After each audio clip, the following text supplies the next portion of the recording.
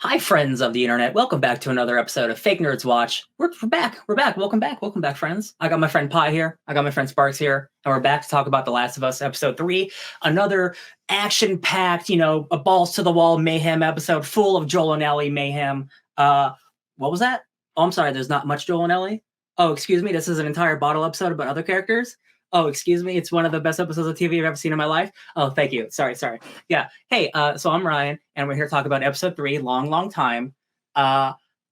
Seminal, I would say, television episode. I think it's incredible. Spoiler alert. What do you guys think about it early on? Because we knew what we were getting, and we speculated last week that it would go the route of the video game. And this is not at all what I don't think any of us could have expected. Yeah. My prediction was so wrong. Episode 3. Hey, we got to the car. We got to the car. That happens. There are some really good parallels in this, but I'm going to let you guys talk it out first before I espouse my stuff. Sure. I really enjoyed it. I think that I expected a lot of development of the relationship because we knew we were getting Frank, but I didn't necessarily expect everything that we got in the episode. After a certain point, I'll admit, because I didn't see it the night it came out, like just knowing that the discourse was happening, I was like, okay, well, I have a vague idea. I wouldn't call it discourse. I would just say excitement, people talking. Discourse usually has a bad connotation, usually. Not generally sure. When in our space it does. Okay, I guess so. That's not what the word means. No, I okay. know. No, I okay. know. I know. The conversations that were happening led me to kind of go, all right, I think I have a rough idea of getting a different kind of thing here. Yeah. And even early on, like, because journalists, and internet people, like, they got a bunch of screeners. They got the whole season, and everyone was saying like, "Oh, get ready for season 3 or episode 3. It's pretty good." And yeah, it's a really good almost another hour and a half episode of TV with again in this apocalypse show not much apocalypse. If anything, this just felt like a normal life almost, just unfolding in front of us over almost like 15 years or longer, like 15 years. Carved corner of paradise. You've played the game and like the relationship stuff was there, but like. This is definitely a big departure. So, like, what were your initial thoughts, like, watching the episode and, like, how it was going on? Like, I know you were into it, but, like, what were you feeling?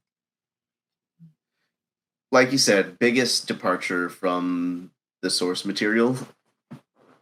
But, like they said in the wrap-up, if they had a chance to tell a better story, they would take that chance. And this was the better story. Yeah. And goes to show that this show is going to be something setting itself apart from the games, whereas the games, it's The Last of Us, but it's more like the last of these two looking for, scraps and rags. And then this show is focusing on the us aspect of it. And I'm all for it. Yeah, absolutely. Yeah. I think, I'm trying to think of how I want. Can we just talk about Joel and Ellie's section first? Yeah. Yes. Before they get there, the whole post test thing, because I think there's still some cool stuff in there. Oh, you mean like the very beginning? Oh, gotcha. Yeah, I think like one of the sharpest writing moments in the episode is actually with Joel and Ellie, which I think is Ellie's interaction with Joel, where she says, "I've been thinking," and he's like, "I don't want to hear your sorries." She says, "I'm not going to say I'm sorry," and lays out like, you made a choice, and we all made choices, and don't act like you making these choices makes the test dying my fault. Yeah, don't blame me for this. Right. Yeah. Like my circumstances don't equate to this. Yeah. She made a choice. You made a choice. Here we are. Especially because, like, of the two, she definitely liked Tess a lot more. So, like, she's like, hey, I also, like, I didn't know her, but, like, I'm also in this situation, too. So, like, can we meet in the middle, instead of, like, you blaming things for me? I do think that's one of the more... This feels a little more to me. I'm not complaining about it, but it feels a little more to me like an Ellie from later in this game, but not necessarily at this point in time in the game comparatively. Mm-hmm. She's a slightly more mature, able to deliver a ideology like that succinctly, and I don't think that's quite who we meet in the beginning of the game. Sure. I don't mind this change, yeah. but at all. I think this is actually very sharp and smart. It shows that she's like that. Like she might be young, but she knows how to stand up for herself. Right, and she understands she understands loss in a way that other people don't in the world. She's grown up with nothing but this, and grown up with the sense of death means something different, and especially to her, and putting yourself at risk and all that means something different for Ellie than it does to Joel. She doesn't know a world before this was common, and I think that was a really succinct way of getting to don't I'm not going to be here to be the person who you passive aggressively are mad about this whole situation for the rest of the time. That's not going to fly. Yeah, I don't want this whole journey to be nonsense. To be I'm upset. bickering. She as a character is upset that Tess is gone, and it is also not her burden to carry. Blaming herself or questioning her own responsibility for it because she has none. Absolutely. And it's not even Joel's fault either. Sorry, what did you say, Phai? It's not even Joel's fault either. No, it's not. Right. And I think she lays that out pretty well with you made a choice and implied she made a choice. You were after something. This was the deal. It went bad, but that's not my fault. Yeah. And but I think this episode does point pretty succinctly that regardless of if it's true or not that it's not Joel's fault, Joel thinks it's his fault. Oh yeah. Joel's going to internalize it and make it his fault. Because he considers it a failure. And we'll get to that at the end because that's very clear with what happens at the end with the bookend. But I thought that kind of writing moment is again another part where they're really trying to zig away from I think tropes that come up a lot in these kind of scenarios, especially in post-apocalyptic kind of scenarios where someone's been lost like this, where you'll have that kind of blaming someone else for taking it out on the we're nipping that real quick. Yeah. I thought that was really cool. You're right. It is smart writing. Yeah. I love the scavenging scene because again, I'm just that's just what we do in the game, baby. We're just doing game stuff again. Did y'all catch the sound? Which sound? Remind me. I'm sure I heard it. When Joel's looking for his little stash, you get to hear the scrap metal pickup. Oh, okay. Yeah, that's awesome. Little jingle jangle. That's fantastic. That is so silly too. But that's that is a true to game thing, and I love that it's been years and he can't remember where he stashed it. Which is I don't remember where I leave zeroing in on it. Zeroing on it.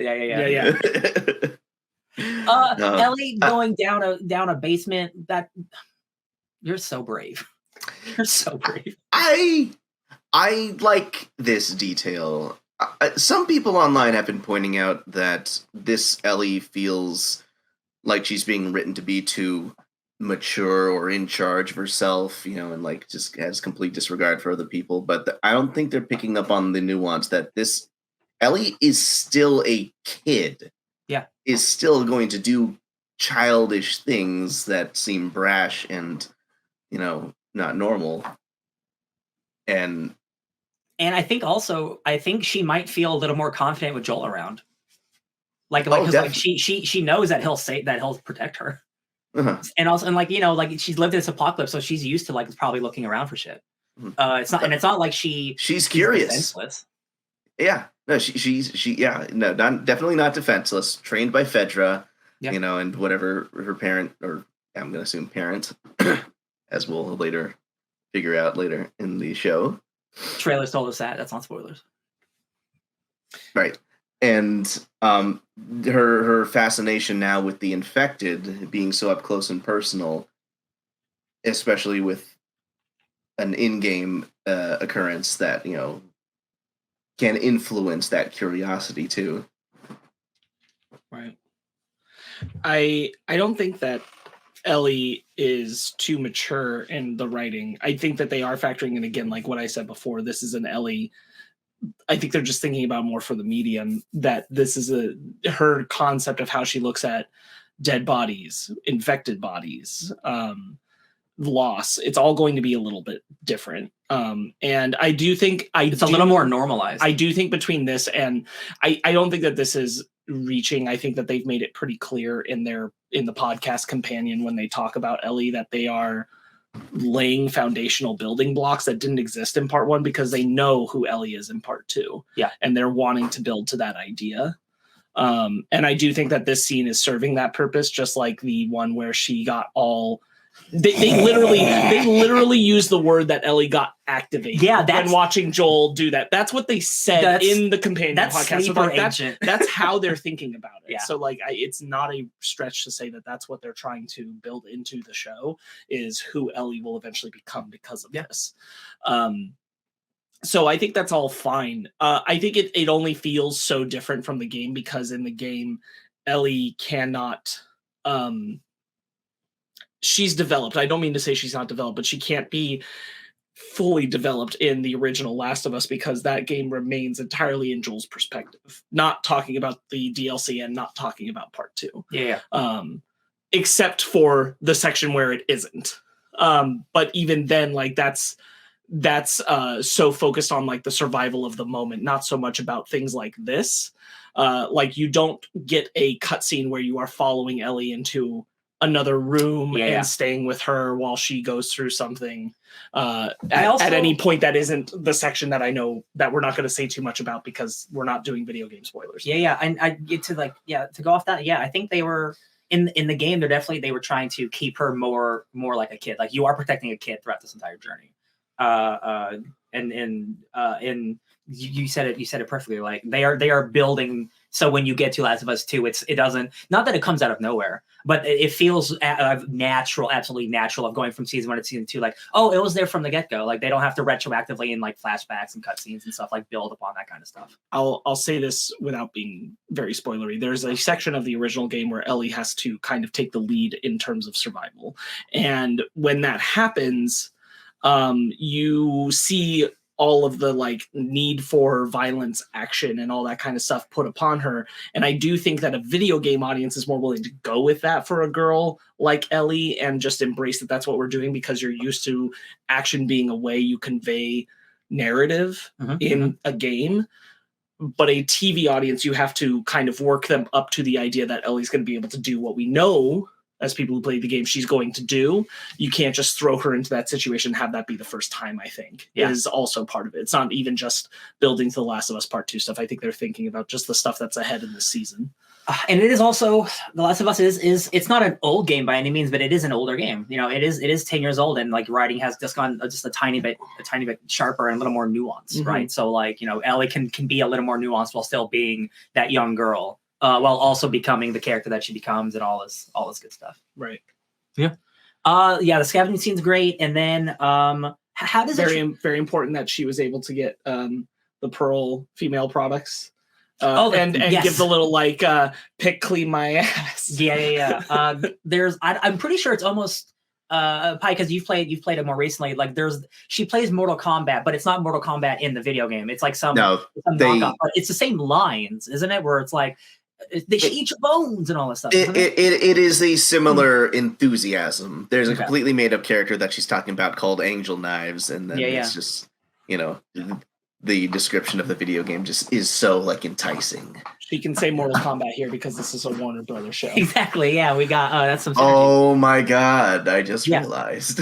Yeah, I love that. Don't have to pay anybody for the rights. They can just say, Mortal Kombat. Yeah. And like you know, the performances are still great. Like the way that she performs that scene, like, and then she spits out their bones. Like she's like such like an enthusiastic kid in the apocalypse. Like she's talking about something that somebody told her about a video game they used to play, and that makes her excited. I'm like, man, the apocalypse is crazy. Third-hand accounts make you excited about things. I love it. Oh. We still haven't gotten the comics yet, though. I'm waiting for those to drop. I'm sure that's going to be like a one. It's like she's not going to pick up a bunch like a collectibles. She'll find one and go, "Oh, cool, comic." Easter eggs in the show. Spot the comic. Yeah. Hear the scrapping sound. I'll put a small amount of, not really, but money on that. It'll be when we meet Huey and Henry and Henry and Sam. Henry and Sam. Thank you. Yeah. They'll have comics with them, and that'll be like a sharing moment. That's a good, Ooh. And thinking about, that we'll save that stuff for when we talk about, all that stuff, because that gets me excited. But I don't remember how the Bill transition happened. So what's really good, yes. The other thing was them walking up on the riverbed where all these people were killed. And having that transition take us back by seeing specifically like the piece of clothing and clearly a baby skull and then the baby. Yeah. Oh my God. It's sad cinema. And I think they handled that section really well too, where like Ellie has the moment of like, these people weren't infected, and he's like, yeah, probably not.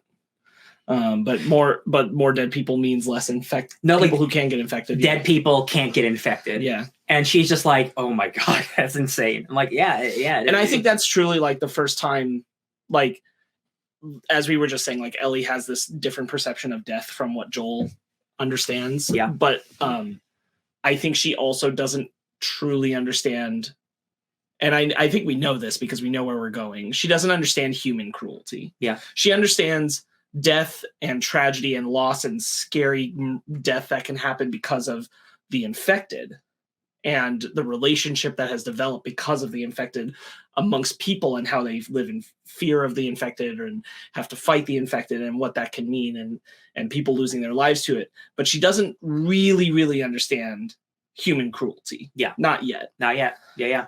Because she has been kind of, I mean, despite it being the apocalypse, she is sheltered, like living in the government's right. She knows that we know she knows that the government's kind of bullshit, but she doesn't really know what that means. Yeah. I forget how much like fun little world building we get, like the plane scene where she's like, you got to fly in the air, man, you're complaining, and he's like, I didn't think about it back then. Right. Yeah. Sitting in the middle seat and complaining for a $12 sandwich. You got to be in the air. I was like, yeah, well, so did they. Right. Yeah, and then they and I'm sure isn't that from the game too? I'm pretty sure. Later. Yeah. Yeah, there are some mixings and matchings. There wasn't that we talked about if a famous scene would be in this episode, the upside down scene. It's not in this episode.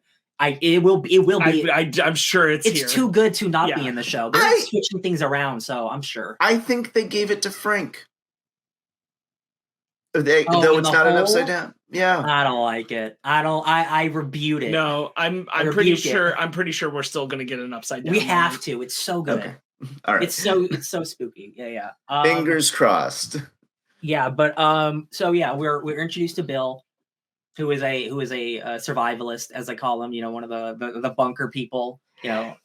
Loads up with cans and gas and all that stuff just in case of the apocalypse. And in the Last of Us world, it does happen. So he turned out to be right about something. And his like a montage, his happy montage of like just like fortifying his own little town, turning the gas on, stealing some wine, all this stuff was really fun. Again, like the most unexpected thing about this episode was how like unapocalyptic it felt for the most part. I mean, besides the Joel and Ellie stuff, but like the Bill episode, it felt very much like this guy just like he lives in the woods with his new boyfriend and he get attacked by raiders for some reason. Like, you know what I mean? Like the apocalypse like was almost like not even there for half of it, which was nice because we've been so like, it's like the context, but it's not present. Yeah, of course. Like obviously, it's still the apocalypse. Like there's still like monsters around them, and it was not the focus whatsoever. And it affects and defines like their relationship and who they are. Mm-hmm, mm-hmm. Yeah, I think that there's very much like an implication. I think that the amount where they are keeping something from the game is like we've kind of talked around it before. Now we can really talk about it. That in the game, Frank left Bill and said he hated his guts and was sick of him. And I think that there's still an implication in this one, not that Frank hated his guts, but that there's like, these two probably wouldn't have made it for very long and as long in the normal world where they could go date someone else. Mm-hmm. This might have been a relationship that only lasted a few years. Sure. Mm-hmm. It might not have been for everlasting love. You hold on to what you got. Yeah, exactly. Yeah. Right. Especially in the apocalypse. And like... I think they keep enough of like where they're not compatible present to make you feel like Yeah, there's a good chance in the regular world, like this would be a nice relationship, but a relationship that ends. Yeah. Definitely on Frank's side, because this was Bill's first anything intimate ever. Right. Yeah. So Bill probably would have been smitten completely, but Frank might have moved on. Yeah. But when there's only like 17 people left in the world, like you can't, you can't, beggars can't be choosers, right? And especially when you are given paradise in the apocalypse. Yeah, you do see him. You do see him like oogling the place, and then like he fingers some dust, and then he looks around and he's like, I could fix this place up. Yeah. It comes down to what he says later. It's paying attention to the little things. It's how we show love. That's what he was doing there, was just recognizing, this place needs love. Mm-hmm. Yeah. I can feel that. Yeah. I think they did a really good job with. Yeah, I guess I want to get this point across first, because I think that they said it very well in the companion podcast to this, which is that at a certain point, the more important thing they thought they needed to convey was a middle-aged romance more than a gay romance. And that became more important. And I think that's why the episode works really well. And I also think that's why there's been an amount of queer, specifically backlash to the episode, saying that it's very, very queer baity, and in the sense of they feel it is playing entirely to awards bait and trying to play up just like the typified romance, rather than having the starker contrast. Like it has to be the perfect gay relationship and perfectly happy amidst all this kind of stuff. And I'm like, I don't think it was perfect at all. That's right. And like there's more well articulated points that I don't agree with that are out there, but I've seen them, and I think I know you saw the main one that I saw too, which is an article that went around of someone who really bounced off this entirely and is queer, and why. I watched during lunch today at work. I watched Alana Pierce is a YouTuber, and she had a discussion where she really liked the episode. She had a guest who really liked the episode, and then they had somebody who really didn't like the episode. And their reasoning was they didn't have a problem. Like they didn't think it was a bury your gays trope, because I definitely don't think it is. That is. If anything, this is a considerably happy ending for how some of these relationships usually end in these types of shows. But their thing was like, it just felt there was no depth to any of it, and that's just I don't agree. When you only have an hour to tell a story like this, he was like I wanted more time for this relationship to grow, and I'm like, that's not fair to in one episode television show. I don't think. Well, and so in a similar vein, a lot of what the article I was reading was talking about kind of that as well. It might have been the same person for all I know. Of like not having the same depth in the moments for them, and not showing the layers of a queer relationship quite as well as as the nuance of the game could. That was their words, by comparison, which I don't totally agree with. But that was kind of the point. Mm-hmm. But what I think is getting hung up on there is, I would agree, I don't think it gets into very layered depths of representing specifically a queer relationship. I think it keeps it pretty light and surface level in terms of it's not digging into the queerness of their relationship. That's not the point of the scenes, is that they're queer. Mm-hmm. So it's not really going for that. It's not necessarily showing us anything we haven't been given plenty of in terms of a queer relationship, and it is going through like some highlights, I'll say. That being said, I think that's not the point. The point is that it is showing a middle-aged romance and hitting very important points for that, because a lot of what is happening amongst them is getting older. Yeah. And what it means to be at their point in lives and being with who they are, especially for Bill. And like, I think that it does a better job of being a communicative romance that a lot of people are responding to, because it reads as a middle-aged romance that everyone can kind of connect to and relate to. It just also happens to feature two gay men. The older you get, the harder it is, especially in the apocalypse. Right? Like, yeah. And like, yeah. I think it is a middle-aged romance, but like, man, that piano scene that is so beautiful. Mhm. And Frank is obviously testing Bill when he's like, so who's the girl that got away? And Bill is so defeated, like there's no girl, like I've never been with anyone, and Frank knows this. He needed the permission to be like, I'm about to make a move, bro. And I think that is extremely queer. I think that is very much like he knows the boundaries, but like they're both feeling it. The second he puts a gun on him in that hole, you feel it. Like the chemistry is there. You know what I mean? Like Bill knows it, and he does not want to feed this man, but he can't help himself. He just can't help himself. Right. There's a part where Frank smiles and puts his hands down, and it's clearly the moment where he realized that Bill was eyeing him, as a handsome man. And to make an Arby's joke, come on. It's really good. I think what's good about it is that I think this is good in terms of queer representation, in the fact that like in this case it doesn't matter that they're queer, and I do think that we occasionally need to have representation like that, where like this story would be just as effective of a love story if that were a man with a woman. Yeah, you can see all the similar beats happening. It just doesn't matter that it's two men. It's just as compelling. It's just as emotional. It's just as deep. And I think why I was like emphasizing a Last of Us. Narrative. I think it's a good step of representation in that sense of like more normalizing that these relationships exist and they're the same as the ones you usually would see in other media, and they have the same relationship problems, right? Like resource management. Talk about like I love a good time jump, like when it's done well, and we go from 2003 all the way to 2023, and we see Bill for 20 years. Like that's crazy. Yeah, that's a long time in such a short amount of time, considering it's like an hour we get with Bill. And how like many I feel highs, how many lows. Yeah, and like I feel like it's a complete story. Like we don't need to know anything more than Bill from the past. Like that dude turned into a survivalist. Like he had a unfortunate life, I'm sure, to turn into that kind of person. And just to see him have a happy ending, all things considered, double romantic suicide, Romeo Juliet style.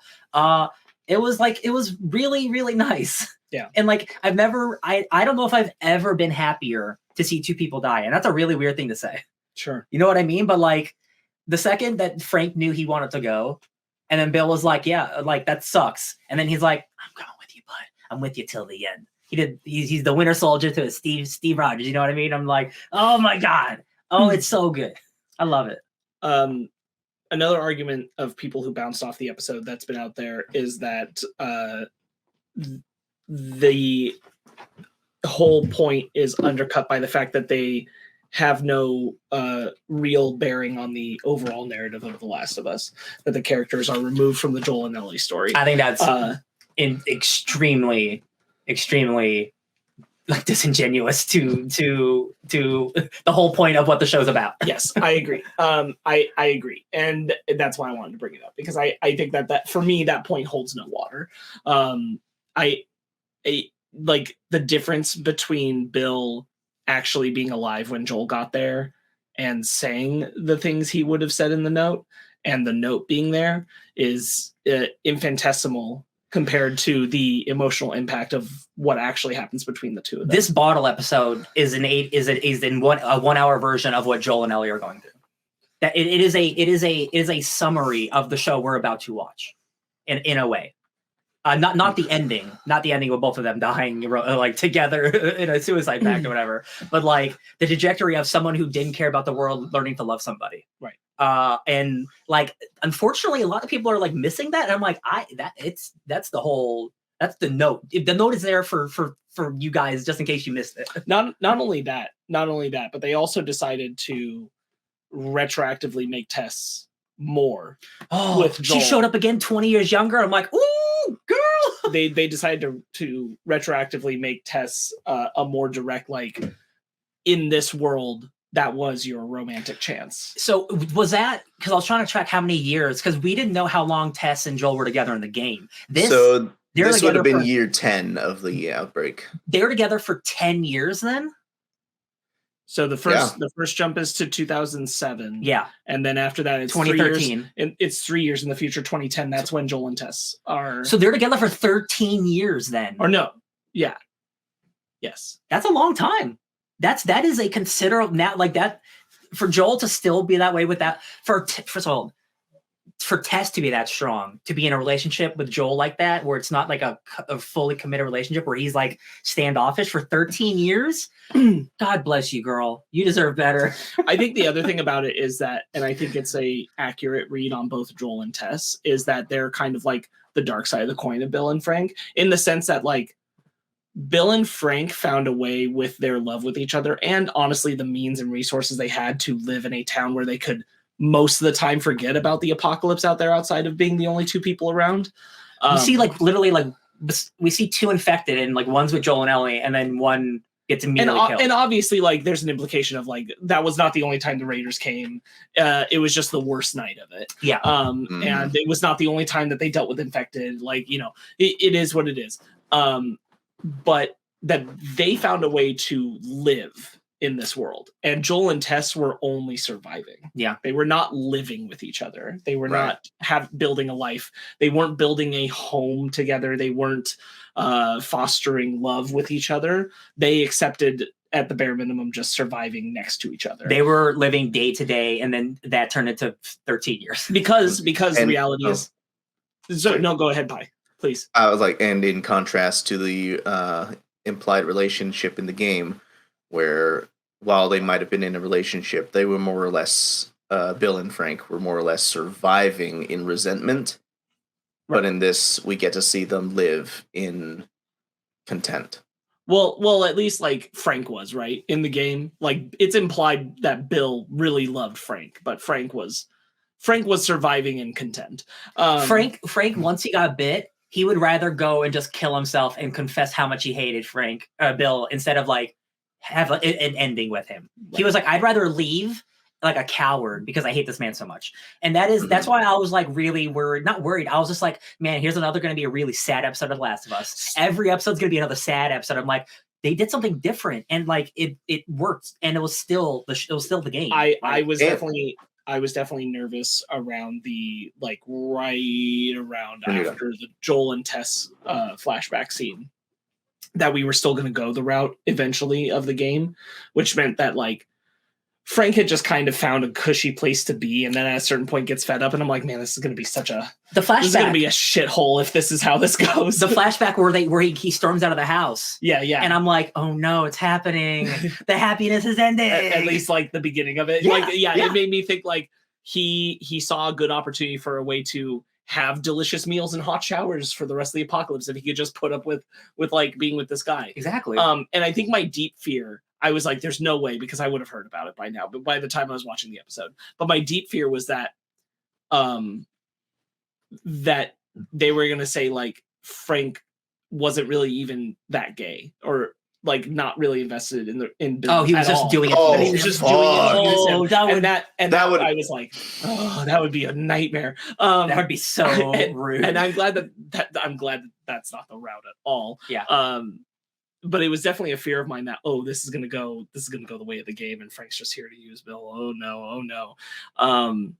There were a lot of those kinds of things I was thinking about. I was gonna say, like, because we started tangenting away, but I wanted to get back to the point real quick of for Joel and Tess, as a comparison to Bill and Frank, the fact that Bill and Frank are able to invest in each other because they in this, they lower their guards. You know, they decide to trust each other. Mm-hmm. Specifically Bill. It's a huge deal for Bill. Yeah. And he chooses love. And this is we've talked about like how the creators are looking at all this as a love story, love meaning a lot of different things. And here we get like the perfect romantic love kind of thing.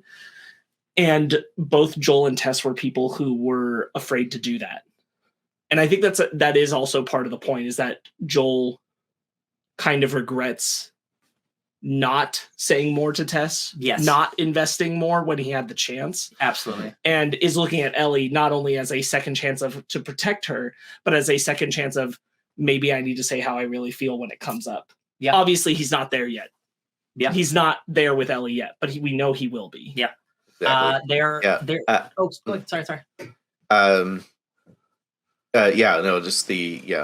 Look, in terms of adaptation, both interaction with and both encounters with Frank or Frank's neighborhood will influence Joel's, course, because in the game, it's more like Bill was a reflection of what Joel could have been. Mm-hmm. And even in the show is still a reflection of what Joel could have been with Tess. Mm-hmm. But now has still influenced him to accept the love where he can find it. Yeah. We're kind of bouncing all around, which is totally fine. But like, since we're talking still about like Joel and Tess, like at the end, after he reads a note and Ellie stops before she says Tess, he grabs a note and he goes outside, mm-hmm. and he almost starts crying, but he stops himself. Mm-hmm. And I'm like, oh, Joel, just let it out.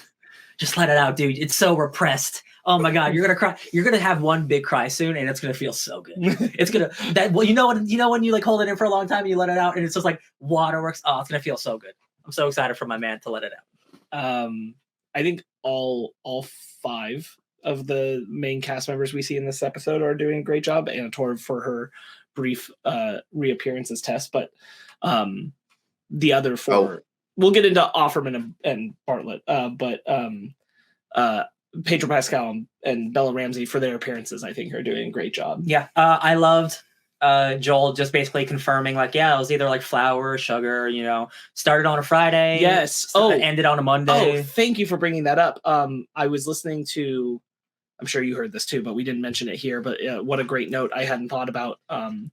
If you watch episode 1 again, you'll notice that there are 3 opportunities for Sarah or Joel or both to eat something that would have had flour. Oh yeah. And they don't. Dude, and I'm like, man, that's biscuits. So smart. In that episode 1, you see that granny Pancakes. just like getting fed biscuits, and it's like half hanging out of her mouth. I'm like, she's already a zombie. Yeah. In the background, yeah. Oh God. I think there's so many like beautiful little moments and scenes, but like I think of like the strawberry scene where Frank trades one of Bill's guns, the tiny gun, don't worry, for some strawberries. Can you imagine and then not Bill, eating strawberries for 20 so long. years? Yeah, and Bill has a strawberry and he giggles like a little girl with Nick Offerman's great laugh. He's kind of crying a little bit too. So that's my favorite performance moment. It's so like I was like crying tears of joy in this episode multiple times, which is like it's so wonderful because again I was expecting them to be sad tears, but like there was a lot of happy tears. There were some sad tears. When a song started playing, which I'm gonna find the name for. But then they start to kiss and get like intimate, and they're like, I'm not on the strawberries, and I'm like, this is so cute. Oh, is it not called Long Long Time? Sorry, the operatic song. It's Max Richter's On the Nature of Daylight. It's during the montage when they get married.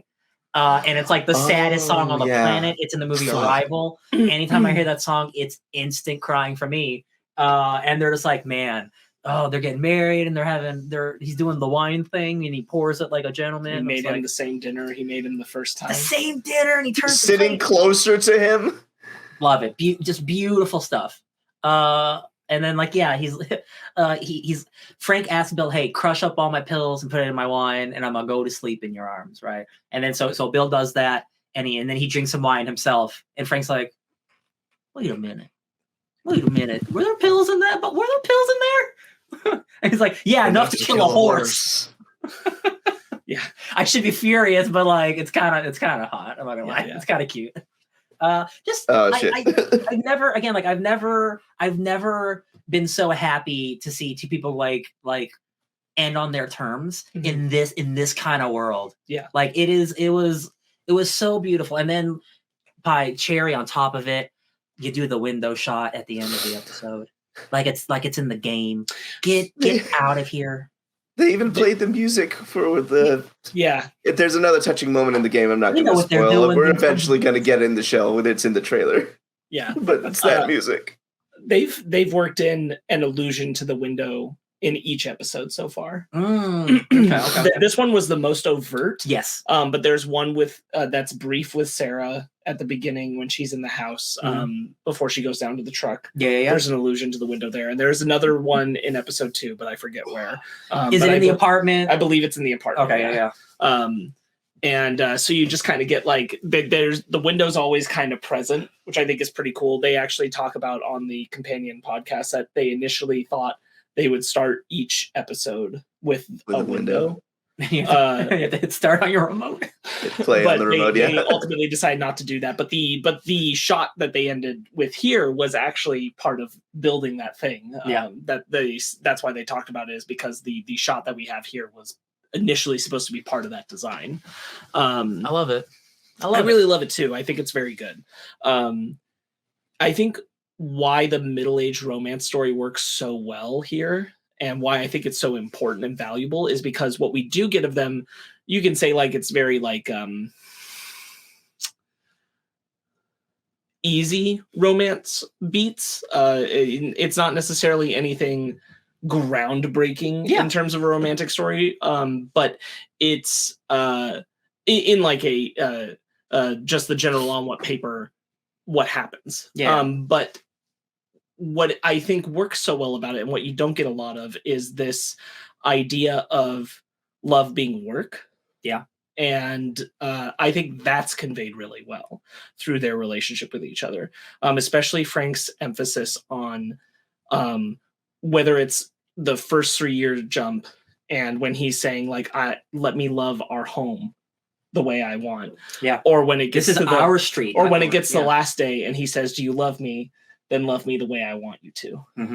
It's a flip flop. And I think both of those communicate to the idea of that takes a lot of work. And there's that when you're in a relationship for that long, you make sacrifices and choices and concessions for your partner. It's true. And I think that's conveyed really well in the piece of the story because of the things that, sometimes you have to lower your guard and do something here.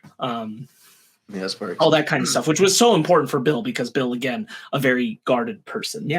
And like, and Bill is like not your traditional looking like your traditional gay protagonist. He's a big, hairy, like he's a friggin' conservative, dude. Like he's you know what I mean? Like he's a big hairy man. And like that's not who you usually see in these types of roles, like being your lead and being queer. So like being Nick Offerman, like doing this role is like a really awesome choice. And that's just who Bill is, a character. But again, to extrapolate 1,000-fold from what the game did, which was a lot of subtext, to be honest. It's profound. And again, it's Neil Druckmann, the guy who made the game, was like, I probably should have done that from the beginning. I wish I could have done that from the beginning. You know what I mean? Like I love it. It feels again just natural to the game. Like it's a good adaptation. I think we've kind of broadly gone over all the pieces very well. I really like getting into smaller details. I really like all the details of how they constructed Bill's town, how he's had it functioning, how he's running it. We get to see all the very intricate pieces of how he gets his meat, how he got his vegetables, all this stuff worked up to self-sufficient. And I think that worked really well as an introduction to the character. And then the getting into Bill and Frank's relationship. Obviously, we alluded to it earlier, the piano scene. Really, really good, really emotional. That first kiss, I think, is really well performed. From both of them. And like you could tell, like Bill's like resisting at first. He's unsure if this is like Offerman's doing, and then he goes in for it. Yeah, Offerman's doing a lot of full body acting, especially in the first half of his story here, where he's like when he's going up the stairs and he's just all You can tell he's very tense at all times, and like no matter what, like he tucked into himself. He needs a massage more than anyone on the planet, and he gets progressively more relaxed. Yeah, with Frank. Oh yeah. By the end, he's like calm, cool, collected. Oh yeah, he's also like 70. It looks like. I really like his interaction with Joel. Their whole thing over the table. Get that gun out of my face. Yeah. Raiders will eventually come, putting that on the table and like, this is a super useful relationship. Like, I want you to keep going because you can be helpful to us. Yeah. And it's, again, it is Joel, like Tess is looking for a friend. Joel's like, what exchange can I do with this person? Yeah. Or Tess is like, ooh, I get to have dinner with a friend. If they needed it, that could have been the favor right there. I'm going to give you fences that'll last forever. Yeah, and then you could probably cash in whatever favor after that. High tensile aluminum. But the implication is that they have a consistent relationship where they kind of turn to each other when they need something. Or I guess Joel and Tess get to have a little vacation from everything else. Yeah, for real. If they get invited. And man, if I were how do you stay in Boston after just dude that's what I'm thinking. Like, can we stay in the boutique? Please? Because I think what works about it is that Bill wouldn't allow it. Not at all. And like I think the reality is that I can believe that you give it another like 4 years. If him and Frank had been around another 4 years, they probably would have offered it to Joel and Tess and said, "Just come live here." Yeah. As age started to take them. Yeah. Ooh. I love the explanation because I'd been wondering it the whole episode until we got to it about why the 80s Danger playlist played in the first episode if they were already gone. Mm-hmm. I thought that was really good that he had a system built in case he hadn't shut it off. Also, people have pointed out how smart it was that it's 80s music because 80s music was a really bad time. The 80s period was a very bad time for the gays because of Ronald Reagan. Mm-hmm. So I thought that was really smart and clever. That it means danger. The makeup job, especially on the last part of their story, is incredible. Oh yeah, and also like I don't know what they did to Anna Torv to make her look like a goddess, but like she looked like 10 years younger, and I'm like, I don't know if it's the aging or they just aged her up in the show. They made her more definitely brunette. Aged her up a bit because they're aging up Pedro. She also started the show with like a huge black eye. So. Yeah. But yeah, like True. Oh man, like the makeup is so good in the show. It is aging people up and down. Like that might be the best old man makeup I've seen so far. It's like it's hard to get right. It's got like a George Lucas look going on. Offerman's looks really good, but Bartlett's in particular is like the liver spotting on him, especially like compared to how he looks in the beginning, let alone how he looks in real life. I'm like, he looks so old. They did some his legs particularly look like those are some CGI feeble legs. Those are some Steve Rogers legs. They never say directly, but I think it's MS, right? It's MS or it's Parkinson's. It's not clear. Yeah. Something definitely in the brain too, because he was on cognitive decline when he was painting the picture. Yeah. And it's so beautiful again because like he knows there's nothing we can do about this, but Bill is now in survival mode. He's like, what if a doctor comes by? And Frank's like, oh, is a doctor gonna come by, Bill?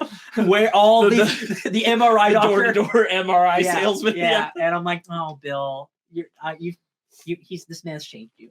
I love it. It's really good. I like, again, going back to the illusion of like, I think it's there that you can definitely read in a normal world, Frank and Bill might not have lasted forever. When Frank's doing I've had bad days. I've also had good days. Most of my good days have been with you. Mm-hmm. And I think that is in some ways an acknowledgement of like, and some of my bad days have been with you. And some of them probably would have been the straw that broke the camel's back, but not in this world. Yeah. And I think that's fine because it doesn't make the love any less true. Yeah. Or important. Yeah. I think it makes it more special for the context of what the show's doing. Absolutely. We get the blue truck. Yeah. The second I saw that truck, I'm like, nah, I know like who's getting that truck. The night of the raid, did you guys think for any moment that Bill was going to die and that we were going to be left with Frank and that was going to be a complete 180? I didn't. I would have loved to have been subverted, but I just knew I didn't even know like any extra information. I just knew it wasn't gonna. I just knew it couldn't have happened. Yeah, that would have been very interesting to like swap it that way. I would have loved it, but I just for a solid 30 seconds there, I was like, when it blacks out. Oh my god, a little before that, when we're leading up to pretty much at the point when he said, "I want you to call Joel," and I'm like, oh, this might actually be it. Yeah, like this might actually be real. Yeah. And the lying there, eyes vaguely open, and then like I'll tell you what, it is fun that the next shot we see is someone in a wheelchair, but it's not Bill, because that's another subversion of like, oh, he survived and Bill's now in a wheelchair. Oh wait, that's not Bill. Yeah. Oh no. Okay, that is my one criticism with this episode and with this show so far. Why the fuck was Bill standing so far out of cover? Sure. Survival is Bill, middle of the street. That is a good point. I agree. He was just out in the open getting shot by like 4 people. I also was like, y'all, he's like right out in the middle of the street and it doesn't make sense. Yeah. Like for someone who's holding a survival. That is a long range weapon with a scope. You can move 5 feet back. He does not need to be out in the middle of the street doing this. Yeah, I agree with you, Phai. I also had that thought when I was watching it, where I'm like, oh, frick is Bill in the middle of the street? Yeah. Other than that, forgivable. Yeah. So it's a valid point. Yeah. I love the system that burns people and shock and electrocutes them on so extra contact. You want to explain how it works, Sparkz? Do I want to explain how it works? No. What is this mechanism for the viewing audience? It's so cool. Just the saws creating sparks. I forgot about the saws. Yeah, they create sparks so you could shoot some gas and create a flame. And there you go. Yeah. Honestly, like really cool. I love the implication that the entire town, like the whole perimeter of the town, must have those. There's just like 100 flamethrowers going. Yeah, exactly. Yeah, they would have wherever to, they right? set off. Yeah. Right. Yeah. That's great. When you have the time and the resources, when you've hit up every Home Depot from I don't know whatever states he went across, called in enough favors from Joel and Tess. Yeah. At the end, there's the wall of guns, and Ellie still can't get a gun, but she finds one. Right. Yeah, that was a cool way to go about that. Yeah. Can we get into like super spoiler stuff? Yeah. Are we still doing like super spoiler stuff?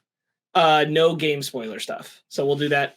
We'll do that in a bit. Yeah. Once we're done with this stuff, which I think we're almost done. We're almost there. We're almost done. We like talk about like Ellie and Joel. Yeah, we got the back end of their bookend, which is we touched on it with the note and everything. I think that Bella Ramsey's doing an incredible job of like first time in a truck. Oh, it's acting. A spaceship. I thought all that was really good. Yep. Different from the game because it's implied that Ellie in the game had been in a car before. Ellie, like, I don't remember that, but I believe you. Like a Jeep, yeah. Because she knew how to pop a clutch. Oh, okay. Yeah, because like cars aren't foreign to her. She just hasn't been in one, and I'm like, that's fine. I like it. I like the innocence of it, especially in contrast to Joel. I can imagine if you're a child orphan, then like you're probably not going in many cars in the apocalypse. Yeah, I think this is genuinely the first moment Joel's endeared to her in the show. Yeah, is her being impressed by a truck. Yeah. I think it's the first time it's like a shade Ford. I think it's the first time that he goes like, this kid's kind of cool. Wait, like I think it's the first time that really crosses his mind fully. He's actually liking something about Ellie. Yeah, he's realizing that even if he doesn't want to be a parent, this girl needs one. Yeah, like she's still just a kid, and now she's a kid with a gun. Yeah, I think it's the first time in an emotional way that he's felt the same kind of like dad feelings he would have felt for Sarah. Mm-hmm. is sitting in that truck with her. Yeah. At the end of this episode, which I think is really cool. We got the very strict rules moment given out to her. If you're going to go with me, you do what I say. Never bring up Tess ever again. Yeah. In fact, our histories, forget them. We're not discussing them. No history. See yourselves. Yeah. Sorry, we're gonna have to watch a flashback about Ellie's friends. And then what you say goes. Deal with it, Joel. Any final thoughts about this beautiful episode before we jump into some game stuff? Grab the essentials and hit the road. Those have been there for an hour. I think our focus characters, Bill and Frank, I think they're performed incredibly. Oh yeah. I think a decent chunk of what also makes the episode so effective, and the major thing that I really bounce back on anyone who didn't appreciate it or connect with it is that I'm like, they're giving 110%. I don't know how you can say like they're not have a problem with the writing, have a problem with the structure, all you want. The performances are not the problem. Yeah. Not at all. I think they're so good. Super invested in them for the amount of time they're there. Very heartbreaking, but also heartwarming, because in this world they win. Yeah. Like they have, not only do they have a happy ending, they have a happy life. In Bill's case, that he has a happier life than he had before. Yeah. This is like the Evangelion rebuild world where he won. Yeah, this is everything he didn't know he wanted. Yeah, he didn't even have to deal with other people to really, not really, to have it. He had Joel and Tess, and that was it. Yeah, and again, like his final words are like, like I'm satisfied. Like you were my mission, and like you're my purpose. You're my purpose. And I'm like, oh God, so good. Yeah. Beautiful stuff. Joel and Ellie get into a car, and they're going. Which I think is, sorry, just going off your my purpose thing is, I think it's really effective in the context of this episode, because it's very hard to picture this version of Bill that they give us without Frank. Yeah. Like past that episode, once he knows, like it was kind of the logical thing to me. Like I didn't even really think it through because I was living in the moment with the show. But when he took the wine as well, I wasn't surprised. Yeah. I was like, that would be the logical next step, I think, when Bill is in this position and his partner has presented this. Like, why would he want to live in this without Frank at this point? Yeah. What is there?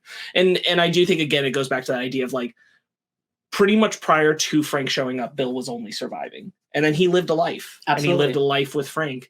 And now that life is over. And so Bill wants to move on, and I think that makes perfect sense. And again, like in a strangely romantic way, like they're both leaving together, and they live their lives completely. There's nothing else besides this. It's not a tragic story at the end of the play. Yeah, but like it's strangely. Thank you for bringing that up, Phai. It's actually they pointed out that it's a direct reference to a line from a play that I can't remember the name of right now, that was written in the 60s by a gay man. That's specifically an allusion to burying your gays. Mm-hmm.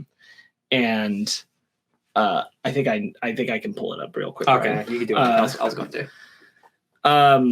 And I think that was really smart too. There's another line that's also kind of an allusion to like the happiness that they have. That is like, this is being queer representational of like, older means we're still here, and that doesn't happen a lot for those relationships in the context of media. It's not often given to us that we get older queer relationships on display, and I think that's a valuable point too. Absolutely. Yeah. It's called The Boys in the Band. That's where the line is a reference to for that section. I think that's really, really smart and really well put in. It really, like, they didn't half-ass this episode. Like they really tried to do something special and beautiful with this. When they didn't have to. They had there is a alternate world where we just got the adaptation from the game, and it is an excellent episode of The Last of Us, right? It's a lot sadder. Another intense exploration. Traditional thing, but like we live in this world where like you can experiment when you don't think you need to. And it's just lucky to have it. Lovely to have it. Joel and Ellie driving off. Don't quite get to where we thought they were going to get to. But the episode ends with them in a car. They got to go find Tommy. That's what they're doing. Brother Tommy, he's a Firefly, ex-Firefly. We got to go find him. He's somewhere in Wyoming. She doesn't know how to read a map, but we'll find out how to. Because now we're in the context of Joel is like, all right, we're going back to my mission, and my mission might help you. Yeah, but I really don't have a plan for you right now. Yeah, you can come. You'll hang around. Yeah, hopefully I can get rid of you. Yeah, he's still in that mindset of maybe it's not too late to just. Yeah, he's went from anti to now like I'm in tolerate mode. Like I will tolerate you as I get you to wherever you need to go. Because up until the moment that he walks through the store, he thought this might be it. That he could drop off Ellie. And there's definitely a version where like a younger Bill and Frank definitely would have taken in Ellie. Sure. Oh yeah. And like with a lot of Frank like nudging Bill in that direction. But then like there's in this version an Ellie that could have been raised by Bill and Frank. That's like a fun AU story. Oh my god! Could you have imagined though if Bill didn't take his life and he's just been alone there, and this is they would never write this, but like just an alternate universe where Bill in this universe raises Ellie. That'd be wild. Like she's safe and stuff. And then it's Halloween. The new Halloween franchise where Laurie trains her daughter to be a killer. It's like Bill trains Ellie to be a survivalist. Ultimate survivalist. Joel gets to kind of fuck off and survive alone again. So yeah, the episode ends with them in a car, the back of their heads as they drive off to go, hopefully to Wyoming. Why? And then it's what do they call it? Like the next on Dragon Ball Z. Preview. Thank you. Preview of the next episode. They get into a car crash. Help me! Oh no, they're doing the Thor help me move. They don't need help. Yeah. So now I think we can jump into some game spoilers, I suppose. So yeah, that was the episode. So if you haven't played the game, we're gonna talk about some stuff that's about to happen. So goodbye. Thank you for watching. Video game time. I definitely thought we were gonna go on for at least 3 more minutes, and we were gonna get the car crash. I think it was a much more beautiful ending. No, I agree. I know you do. I was expecting it, but to start the episode with that makes more sense, I think. Yeah. It definitely feels like a chapter opener in retrospect. Yeah. And I imagine, man, I'm excited because this is our first actual shootout of the show, right? Right? We haven't had another shootout. Yes. Right? No, we have not. We've had our first real shootout. Because we didn't have the Fedra Roberts stuff or anything like that. So Raiders. We're gonna introduce the Raiders. Do you think it's gonna be the exact opening where like a dude comes into the car and Ellie's kicking? Do you think you're gonna do that, or are they gonna do something different? Because I think that opening is incredibly effective, and I think when you can adapt the things that are great, you should. So I hope it's something like that. But again, if it's not, just a normal car crash and they have to hide or whatever, it's fine too. Yeah, I think they'll try and hide and then. I just want to see a dude get his face. I think again, this is going to be a thing that shows cruelty. Lends into Ellie's exposure to human cruelty. Is the way that this person will just grab her, and kind of shake her out of her idea of understanding, and then also again another opportunity for her to see how violent Joel truly can be. Yeah. Oh, that's true. Absolutely. Yeah. I wasn't watching the show. I was watching a clip of Pedro Pascal on Jimmy Fallon. Jimmy Fallon. Because there's a lot of Jimmys, I don't remember them all. And it was showing a clip from next week's episode, but it was during like the rating scene. And Ellie is very freaked out. Like this is like maybe her first like real firefight. And Joel's just trying to talk to her, just like, pay attention to me, do as I say, here's how you'll survive, you're not gonna get shot, I promise you. And I'm like, I think it's gonna be her first kill. Human kill? So this doesn't happen in the game at the same time as that, right? That happens later when she shoots the dude? I am hoping for something with this show because, game's great, but that one specific moment where Ellie does like have like her first kill moment did not land as hard as I feel like they wanted it to. Yeah. And I'm hoping they can do that with this show. It's been a long time, so I can't recall honestly how I feel about it, but like it's I have pretty to imagine quick. Yeah, it's pretty quick and glossed over. it'll be in the show, because that is a seminal moment for that character of like, I've now done the thing, and I'm going to continue to do the thing. Yeah. Oh boy, does she continue to do the thing. Yeah, that's later. Yeah. Just as much as the first time we see Joel kill someone on screen, which was in the first episode when it's not that. It's when he bashes the neighbor. Oh, that's right, with a wrench. Yeah. And how like jarring that moment is. I think it'll be that like maxed up. Yeah. It's like they just knew them hours ago. Yeah, man, I always think of like, because again, you have to remove so much gameplay. So I'm trying to think like what the structure of the next episode is. And I'm like, when you remove so much of that Raider sequence from the crash, it's like 30 minutes of just like you running and doing stuff. And I'm like, I don't remember exactly what happens here. Also, they're introducing a new character who is going to be the leader of these Raiders. We see her very briefly. It's a girl holding a gun in the trailer.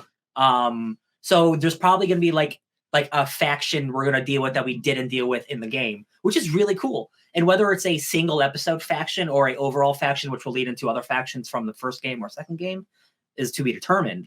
But that is cool that like the raiding sequence that we're about to see might be an extended thing with like more character stuff too. Yeah.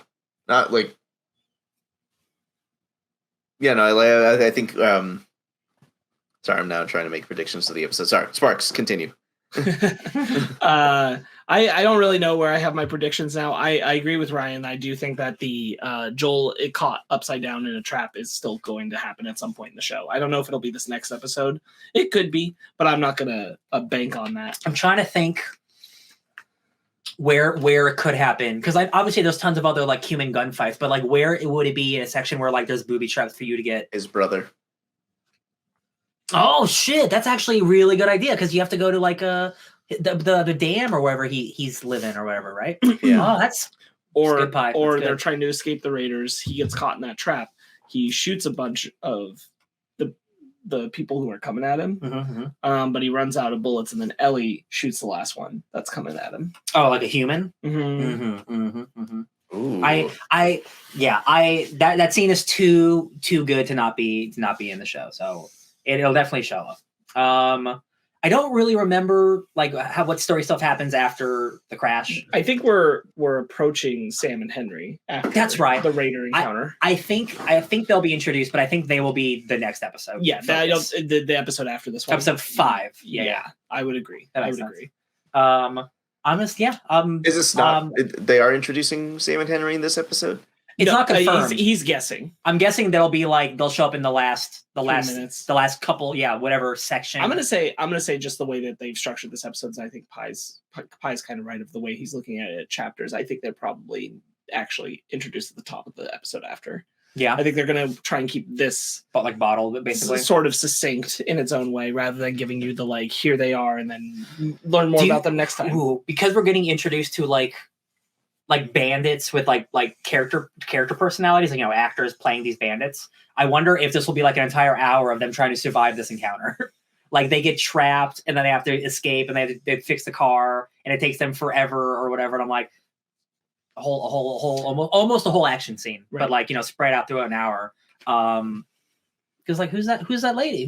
Why is she? I do think the whole episode will be about them being under duress in this encounter. Yeah, at least and getting away. Yes, yeah. Whether or not that's not going to be action the entire time, but it is, I think, going to be about them, like how do we get out of this area? I bet this will be not like obviously a huge action like a Game of Thrones episode, but I think we will get definitely like the action scene we see at the beginning, and I think we will get like a stealth scene with Joel being stealthy.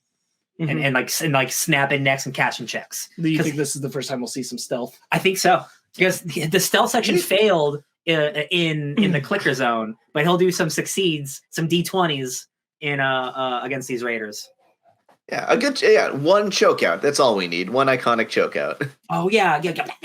I think also just by the nature of what they want to do with this episode, I suspect we see very little, if none, of the infected. Sure. I think we only see people for this. I think that makes sense. Yeah. To show that this is how shitty people are now. Yeah. Some people. It's not just the fun guy. Some other people are not fun guys. or even an eventual scene where they pit the infected against the survivors. That's Last of Us 2, and that's incredible. Yes. Can't wait. Well, I mean, in the first game, we don't set them against them, but we do get to see a scene of the bandits fighting the infected. Oh, okay, sure. Okay. Let's see. I don't think I have any other game thoughts because like this is a pretty actiony area. So do you have any final thoughts, Phai, on this episode before we wrap her up? Nope. Just looking forward to the action and some tense escape scenes. Jesus, Joel. I think once again the show shows that it knows how to adapt itself to the medium and maintain the core what mattered of the game, but interpret it in a new way that connects with an audience that is not going to be familiar with video games in general. Yeah. And make that more translatable to that audience. That seems very effective to me in terms of what they did with Bill and Frank here. Yeah. That they made them this developed relationship. I think not only like Neil Druckmann says it in the companion podcast that the decision when you're going to go away from the game is what do we gain? How much better is it to the cost of losing what was in the original? And the gain was high compared to cost, especially like, again, the television show not being a medium where you can have the constant action of video game gameplay, especially in a game like The Last of Us. Because I initially said that you can't tell this kind of story that's in this episode in a video game, which is not true. You absolutely can tell this story in a video game. Yeah. Just not usually a video game like The Last of Us. Yeah, we're not going to pause for an hour and a half to just have a nice little romance in an action game. No, but they would have probably inferred it through like, pictures, notes, and all that stuff. Absolutely, yeah. Little room setups. It's like, that's made for two people. You can allude to and get an idea of this in a video game like The Last of Us. But that's about it. You're not going to get it quite developed like this. Yeah. So this was very special. Absolutely, yeah. This episode was written by Craig Mazin. I don't know if he's writing all the episodes, but he's written all of them so far. And it was directed by Peter Hoare. Neil Druckmann is directing a few. I know Craig is directing a few, Craig Mazin. Yeah, so far, we're 3 for 3, baby. Great adaptation. I am done making predictions, or at least not making predictions. I'm going to put any kind of like stock in. Not after this episode. Yeah, right. Like it's like because we know, like we thought we knew what the end was going to be for these characters, but like again, now this makes me think like I wonder will they make drastic changes to some other characters like Sam and Henry or characters like David further on into Winter? Like I'm really curious. Like I do think they decide to change it. I do think in the same vein here as these characters were more developed, there has forever since the game came out been some criticism about how representational and how developed Sam and Henry were. Yeah. And it would shock me if they didn't add to them in some way considering what they did here. Yeah. So I'm sure Sam and Henry have a beefier, more enhanced presence than they did in the game. Yeah. I mainly mean, and I don't want to spoil this even if you've played the game, but like their outcome. And I'm curious if they will also have a different outcome, but I don't think so, because I think they need their outcome to happen, I think, I think that part needs to be sad. Yeah. I don't think it can all be rainbows. You know what I mean? Mm-hmm. Yeah, I agree. Yeah. I think flesh them out to make it even more sad. What's really nice about this episode is that it's now prepped the three of us, I think, for we can know pretty well a general idea of where we're going, but we are not going to know the A to B to C. Yeah, the journey. What's going to happen. Journey can be drastically different. It's going to be different, but it's still going to be The Last of Us. Absolutely. So that is what a good adaptation is. Keeping the core what it is, but changing stuff up. I'm really glad they didn't feel committed to, because I'm sure there's a version where they work this around where just to keep the idea of a cold opener that's set before, that this would have started with Bill in 2003. Yeah. Then gone to Joel and Ellie, and then gone to when Frank shows up. Yeah, instead of Joel and Ellie being bookends. I'm sure that was at least discussed because of the idea of keeping those cold opens consistent. And I think it was such a good decision not to do that. I'm glad that they were not married to. Those were good ideas for those first 2 episodes. I'm glad that they've already set the tone. Like, do not expect every episode to start with a scene that takes place in the past or with this kind of thing. that is not going to be like a formula of the show. Yeah. Because it would be, because we'd be, instead of just going chronologically in order of this man's life, we'd be jumping back and forth. And I'm like, that it wouldn't flow nearly as well, and it wouldn't tell such a tight story. And you lose the good transition of the dead bodies with the clothes to the past. That's so sad. Yeah. So I think that was a really smart choice to abandon the idea at this episode of every episode opens a certain way. I didn't want to see that anymore. I didn't want to feel like I had a formula in my head beholden for what an episode would be. Absolutely, yeah. This ain't Arrow in its first 5 seasons. Oh, we failed this city. Totally, it would not have made sense, especially after Tess's passing. Yeah, I agree.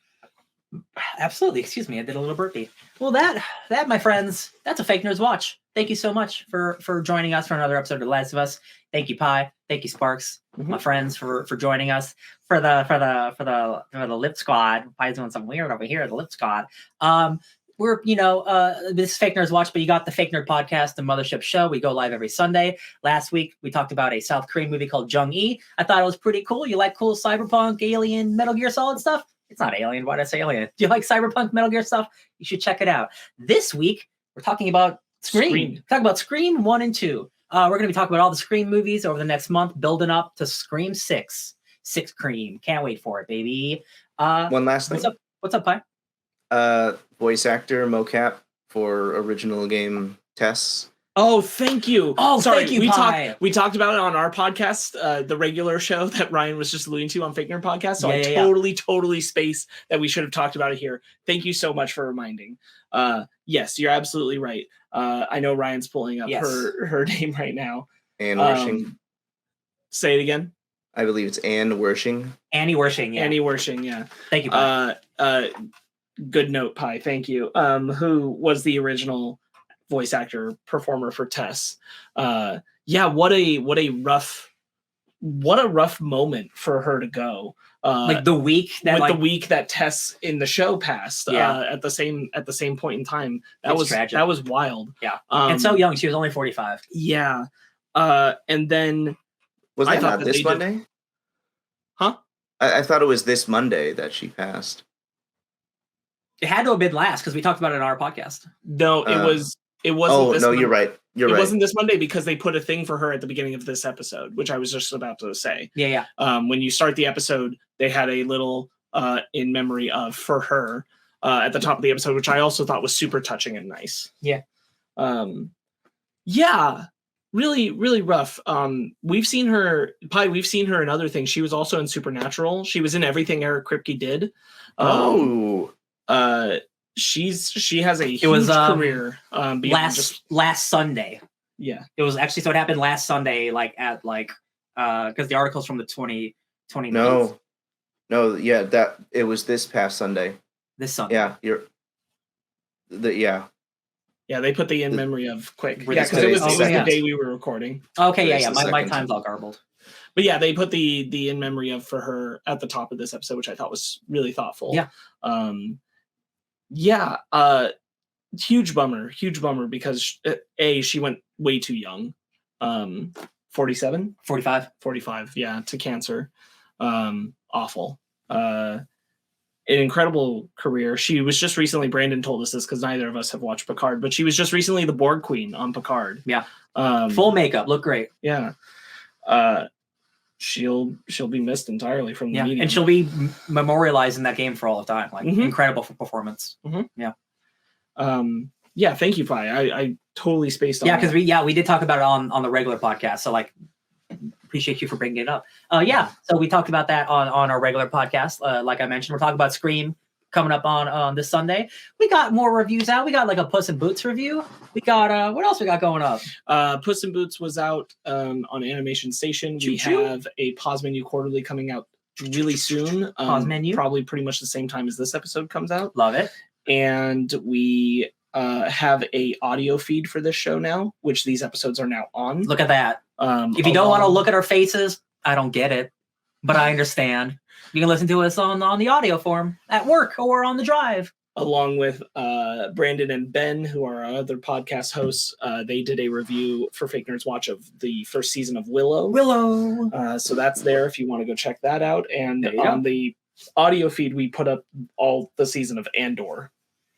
Is also on that audio feed right now. So check that out on video form and or audio form. And I think that's all the major things we have out or coming up right now. In the near-ish future, if you're an MCU fan, we're about to do a discussion with Mike Mottola ranking the entire Phase 4 of the MCU. Is that next week? That's next week. I'm so excited. Oh my gosh. I just if you have not watched any of our Mike Mottola episodes, that dude is a treasure. We are locked into pop culture, the MCU and stuff, and that is a man who is not. And so it is so fun to talk to someone who is just like he just like doesn't care about the stuff. And it's so fun to get someone not in a negative way. He's just like he's not like a super fan. He's just like, yeah, I see the movies and they're movies, like whatever. He'll just be like, but Mike, this thing was really cool because of this thing in the comic and this kind of thing. And he's like, that's cool. Like on screen, it sucked. Yeah. He's brutally honest, and I truly love talking to him because like it just like it gets me a gauge of like where are regular people at with this kind of stuff. And he's just a great guy to talk to. So yeah, that is coming soon. I can't wait to check that out. Phai, if you want to be found on the internet, where would they maybe find you? TikTok at Sugar Daddy Loot Drops or Midnight Sush on Instagram. Midnight Sush. Love it. Sparkz, where can they find you? You can find me just realizing that we had the wrong logo in the top corner for this episode at Sparkz Witty on Instagram and Twitter, SPRKZ Witty. That's a future problem you'll fix, right? Nope, that's just going to be a problem. Listen, I would not have noticed anyway. I'm Ryan. You can find me at DJ Tony Snark 616 all over the internet. The reason was because I was about to say, like, Mike Mottola, who designed the logo you can see in the top corner, which is our Fake Nerd Podcast logo. And then I was like, wait, that's the wrong logo because I designed the Fake Nerds Watch logo. Yeah. And that's the one that should be there. There you go. And so I fixed it. Love it. Thank you guys for stopping by Fake Nerds Watch. We'll catch you potentially next week. I love doing this weekly, but, sometimes schedules get in the way. We'll see how it goes. But until next time, stay fake nerds.